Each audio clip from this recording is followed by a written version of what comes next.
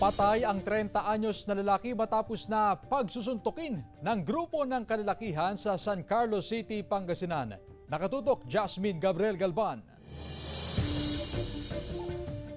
Sa kuha ng CCTV camera, makikita ang isang lalaki na nilapitan ng grupo ng kalalakihan sa labas ng isang resto bar sa San Carlos City, Pangasinan. Makikita rin na tila nag-uusap sila. Ilang sandali lang, sinuntok ng lalaking nakasuot ng jersey ang biktima. Natumba ang biktima at nawalan ng malay. Makikita rin sa video na sumali na rin sa panununtok ang ilan pang lalaki sa biktima. Dinala sa pagamutan ng biktima pero binawian ng buhay. Labis ang paghihinagpis ng mga naiwang kaanak ng biktima na nakilalang si Samuel De Vera, 30 anyos, residente ng Bolosan, San Carlos City, Pangasinan. Hustisyang hiling ng pamilya. Hindi niya deserve talaga kasi nakikipag-usap naman siya ng maayos.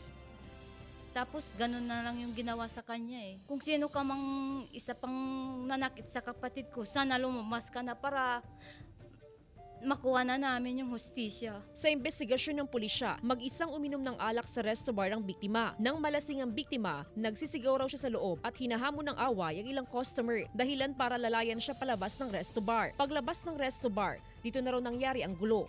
Then siguro sa sobrang saya, nandun daw sa pumunta sa dance floor, nagsisigaw-sigaw.